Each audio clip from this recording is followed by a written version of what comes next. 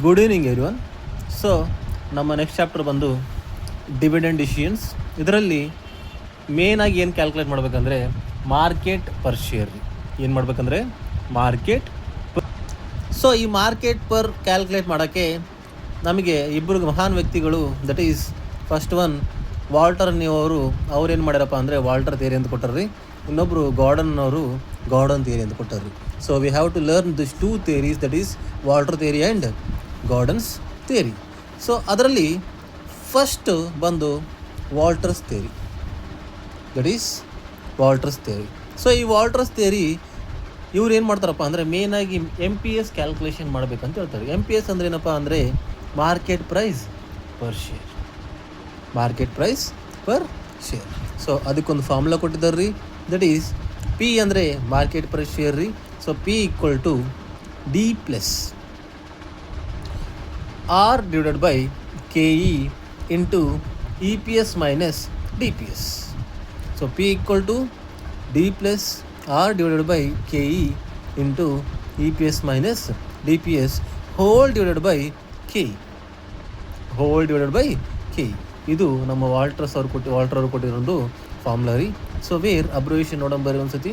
So P equal to market price of share, D equal to dividend. ಇದು ಯಾವತ್ತಿಗೂ 0 ಇರ್ತದೆ ರೀ. ಅವರು ಹೇಳಿದ್ದೇನಪ್ಪ ಅಂದರೆ ಇದು ಮಾರ್ಕೆಟಲ್ಲಿ ಕೆಲಸ ಆಗಲ್ಲ ಅಂತ. ಸೊ ಅದಕ್ಕಂತೇಳಿ ಈ ಡಿವಿಡೆಂಡ್ನ ಅವರು ಯಾವತ್ತಿಗೂ 0 ತೊಗೋಬೇಕಂತೇಳಿ ಅವರು ಅಸಂಪ್ಷನ್ಸಲ್ಲಿ ಕೊಟ್ಟಿದ್ದಾರೆ. ಸೊ ಅವ್ರು ಹೇಳಿದ ಪ್ರಕಾರ ನಾವು ಮಾಡಬೇಕು.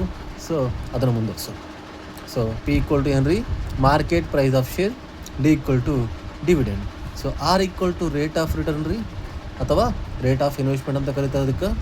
And KE equal to cost of equity,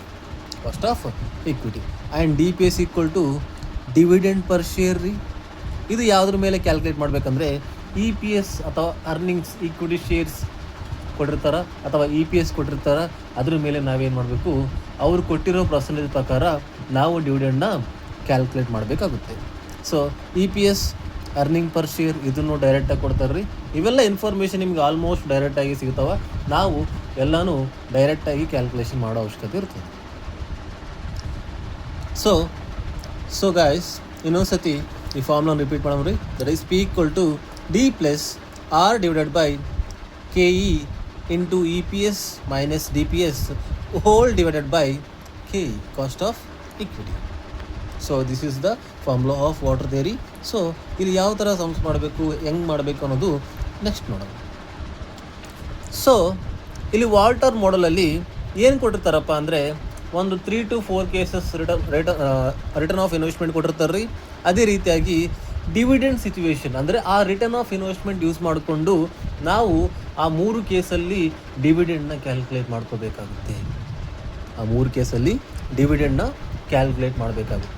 so ಈ ಥರ ಎಕ್ಸಾಂಪಲ್ ನೋಡ್ರಿ ಕೆಳಗಡೆ. So if cost of equity equal to 10%, ಅಂದರೆ ಇದನ್ನು KE ಅಂತ ಇಂಡಿಕೇಟ್ ಮಾಡಬೇಕು, KE. ಸೊ EPS ಡೈರೆಕ್ಟಾಗಿ ಕೊಟ್ಟವ್ರಿ, ದಟ್ ಈಸ್ 50. ಇದ್ರ ಮೇಲೆ ನಾವೇನು ಮಾಡಬೇಕು, ಡಿವಿಡೆಂಡ್ ಪರ್ ಶೇರ್ DPSನ ಕ್ಯಾಲ್ಕುಲೇಟ್ ಮಾಡಬೇಕಾಗುತ್ತೆ. ಸೊ ಅದೇ ರೀತಿಯಾಗಿ ಮುಂದುವರ್ಸೋ ಕ್ವಶನ್ ಆಗಿ assume rate of investment R. ಇಲ್ಲಿ 3 ಕೇಸ್ ಕೊಟ್ಟಿದ್ದಾರೆ ನೋಡ್ರಿ. ಸೊ ಅಂದರೆ ನಾವಿಲ್ಲಿ 3 ಕ್ವಶನ್ನ ಫ್ರೇಮ್ ಮಾಡ್ಕೋಬೇಕು. ಅದು ಯಾವ ಥರ ಅಂತ ಮುಂದೆ ನೋಡಮ್ರಿ. So first 5%, 10%, 15%, 3 case rate of investment ಇದೆ ಅಥವಾ ರೇಟ್ ಆಫ್ ರಿಟರ್ನ್ ಅಂತ ಕೊಟ್ಟಿದ್ದಾರೆ. So we should show the effect of dividend if the dividend are, first one ರೀ 0 ಡಿವಿಡೆಂಡ್, ಸೆಕೆಂಡ್ ಒನ್ ರೀ 40% dividend, and third one 100% dividend ಇದ್ದರೆ ನಾವು ಈ 3 ಕೇಸಲ್ಲಿ ಈ ರೇಟ್ ಆಫ್ ರಿಟರ್ನ್ನ ಯೂಸ್ ಮಾಡಿಕೊಂಡು ನಾವು ಕ್ಯಾಲ್ಕುಲೇಟ್ ಮಾಡಬೇಕಾಗುತ್ತೆ. ಸೊ ಫಸ್ಟ್ ಆಫ್ ಆಲ್ ನಾವು ಮಾಡಬೇಕಾಗಿದ್ದೇನಪ್ಪ ಅಂದರೆ ಈ ರೇಟ್ ಆಫ್ ರಿಟರ್ನ್ನ ಯೂಸ್ ಮಾಡಿಕೊಂಡು 3 ಕ್ವೆಶನ್ನ ಫ್ರೇಮ್ ಮಾಡಬೇಕಾಗುತ್ತೆ. ಫಸ್ಟ್ ನಮ್ಮ ಕಂಡೀಷನ್ ಏನಪ್ಪ ಅಂದರೆ first we should frame 3 questions. ಅದೇನಂತ ಇಲ್ಲಿ ನೋಡೋಣ ಬರ್ರಿ. ಸೊ ಇಲ್ಲಿ ಫಸ್ಟ್ ಕ್ವೆಶನ್ ಮಾಡಕತ್ತೇನೆ ರೀ, ದಟ್ ಈಸ್ ವೆನ್ ಆರ್ ಅಂದರೆ ರೇಟ್ ಆಫ್ ರಿಟರ್ನ್ ರೀ, ದಟ್ ಈಸ್ ಫಸ್ಟ್ ಕೊಟ್ಟಿದ್ದು 5% ರೀ.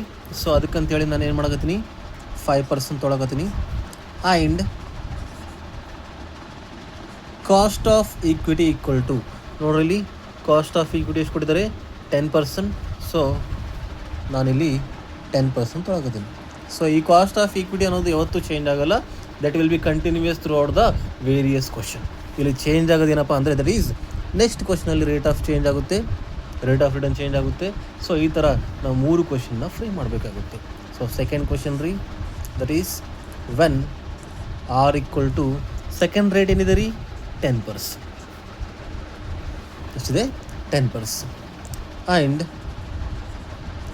Cost of equity equal to that is common, ಇದು ಸೇಮ್ ಆಗಿರುತ್ತೆ, ದಟ್ ಈಸ್ 10%. ಸೊ ಅದೇ ರೀತಿಯಾಗಿ ಮೂರನೇದ್ದು ವೆನ್ ಆರ್ ಈಕ್ವಲ್ ಟು ಇಲ್ಲಿ ನೋಡ್ರಿ 15% ಕೊಟ್ಟಿದ್ದಾರೆ. ಸೊ ನಾವಿಲ್ಲಿ ಚೇಂಜ್ ಮಾಡ್ಕೋಬೇಕು, that is 15%. And cost of equity equal to 10%, that is 10%. So ಈ ಥರ 3 ಕ್ವಶನ್ ಫ್ರೇಮ್ ಮಾಡ್ಕೊಂಡ್ಮೇಲೆ ಪ್ರತಿ ಕ್ವಶನಲ್ಲಿ ಈ 3 ಕ್ವಶನಲ್ಲಿ ನಾವು ಈ 3 ಡಿವಿಡೆಂಡ್ ಸಿಚುವೇಶನ್ ಕೊಟ್ಟಿದ್ದಾರಲ್ಲ, 0 ಡಿವಿಡೆಂಡ್, 40% ಡಿವಿಡೆಂಡ್ ಆ್ಯಂಡ್ 100% ಡಿವಿಡೆಂಡ್, ಈ 3 ಕೇಸನ್ನು ಪ್ರತಿ ಸಿಚುವೇಶನಲ್ಲಿ ನಾವು ಆ 3 ಕೇಸನ್ನು ಸಾಲ್ವ್ ಮಾಡಬೇಕಾಗುತ್ತೆ. ಆ 3 ಕೇಸನ್ನು ಸಾಲ್ವ್ ಮಾಡಬೇಕಾಗುತ್ತೆ. ಸರ್ ಅದು ಯಾವ ಥರ ಅಂತ ನೋಡೋಣ ಬರ್ರಿ. ಫಸ್ಟ್ ಒನ್ ರೀ, when R equal to 5% and K equal to 10%. So ಇಲ್ಲಿ ಯಾವ ಥರ ಸಾಲ್ವ್ ಮಾಡ್ಬೇಕಂದ್ರೆ ಇಲ್ಲಿ 3 ಕೇಸ್ ಸಾಲ್ವ್ ಮಾಡ್ಬೇಕು ರೀ. ಅದರಲ್ಲಿ ಫಸ್ಟ್ ಕೇಸ್ ಬಂದು 0 ಡಿವಿಡೆಂಡ್. ಒಂದು ವೇಳೆ ಡಿವಿಡೆಂಡ್ 0 ಇದ್ದರೆ ಅಂದರೆ DPS 0 ಇದ್ದರೆ ಏನು ಮಾಡಬೇಕು ಅಂತ ನೋಡೋಣ ಬರ್ರಿ. ಸೊ ಫಾರ್ಮುಲಾ ರೀ, P equal to D plus R divided by K E into EPS minus DPS, EPS minus DPS whole divided by K E. So first case ರೀ ಏನು ಮಾಡಕತ್ತೀವಿ, 0 dividend when R equal to 5% and K equal to 10%. So ನಾನು ಹೇಳಿದ ಪ್ರಕಾರ ಈ D V ಯಾವತ್ತಿಗೂ 0 ಇರುತ್ತೆ ರೀ. ಸ್ಟಾರ್ಟಿಂಗಲ್ಲಿ ನಿಮಗೆ ಹೇಳಿದ್ದೆ, ದಟ್ ಈಸ್ ಡಿವಿಡೆಂಡ್ ಅನ್ನೋದು ಯಾವತ್ತಿಗೂ 0 ಇರಬೇಕಂತ. That is assumptions of Walter theory. So 0 ಇರುತ್ತೆ ರೀ. ಪ್ಲಸ್ ರೇಟ್ ಎಷ್ಟು ಕೊಟ್ಟರೆ ರೀ 5%, ಯಾವತ್ತು 5% ಅಂತ ಬರಿಬಾರ್ದು ನಾವು. ಸೊ ಅದನ್ನು ಯಾವ ಥರ ಬರಬೇಕಂದ್ರೆ 0.05 divided by cost of equity ಎಷ್ಟು ಕೊಟ್ರಿ 10%, ಅದು 10% ಅಂತ ಬರಿಬಾರ್ದು ನಾವು 0.10. ಸೊ ಕ್ವಶನಲ್ಲಿ EPS ಎಷ್ಟು ಕೊಟ್ಟರಿ 50. So EPS will be 50. EPS ಕೂಡ ಸೇಮ್ ಇರುತ್ತೆ, that is 50 minus DPS dividend per share. First case ಏನೈತಿ ಇಲ್ಲಿ 0 ಡಿವಿಡೆಂಡ್ ಅಂತ, ಅಂದರೆ 1 ರೂಪಾಯಿನೂ ಕೊಡೋಂಗಿಲ್ಲ ನಾವು. ಸೊ 0 ಡಿವಿಡೆಂಡಲ್ಲಿ 0 ಅಂತ ಹಾಕೋ, ಅಂದರೆ ಇದರಲ್ಲಿ ಇಂಟು 0% ಮಾತ್ರ ಎಷ್ಟು ಬರುತ್ತೆ ರೀ 0ನೇ ಬರುತ್ತೆ. So we should take 0. So ಮುಂದೆ calculation divide by K E, that is 0.10. So equal to 0 plus 0.05 divided by 0.10 ನಮಗೆ 0.5 ಬರುತ್ತೆ ರೀ. 0.5 ದಟ್ ಈಸ್ 50 ಮೈನಸ್ 0 ಅಂದರೆ 50 ಬರುತ್ತೆ. ಎಷ್ಟು ಬರುತ್ತೆ 50 whole divided by 0.10. So 0 plus 0.05 ಅಂದರೆ 0.5. So into 50 divided by 0.10 equal to, so 0.5 into 50 ಅಂದರೆ 25 ಬರುತ್ತೆ ರೀ.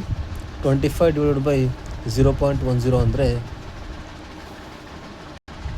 ಅಂದರೆ ಎಷ್ಟು ಬರ್ತಪ್ಪ ಅಂದರೆ 250. ಎಷ್ಟು ಬರುತ್ತೆ ರೀ 250. ಸೊ ಇದು ಫಸ್ಟ್ ಕೇಸ್ ರೀ, ಯಾವುದು 0 ಡಿವಿಡೆಂಡ್. ಇದೇ ಸೇಮ್ ಕಂಟಿನ್ಯೂಷನಲ್ಲಿ ಸೆಕೆಂಡ್ ಕೇಸ್ ಕೊಟ್ಟಿದ್ದಾರೆ, ದಟ್ ಈಸ್ 40% ಡಿವಿಡೆಂಡ್. ಇದನ್ನು ಕ್ಯಾಲ್ಕುಲೇಟ್ ಮಾಡಬೇಕು ನಾವು. ಅದೇ ರೀತಿಯಾಗಿ ಥರ್ಡ್ ಕೇಸ್ ಕೊಟ್ಟಿದ್ದಾರೆ, ದಟ್ ಈಸ್ 100% ಡಿವಿಡೆಂಡ್. ಇದನ್ನು ನಾವು ಕ್ಯಾಲ್ಕುಲೇಟ್ ಮಾಡಬೇಕಾಗುತ್ತೆ. ಸೊ ಮುಂದೆ ಬರೋಣ.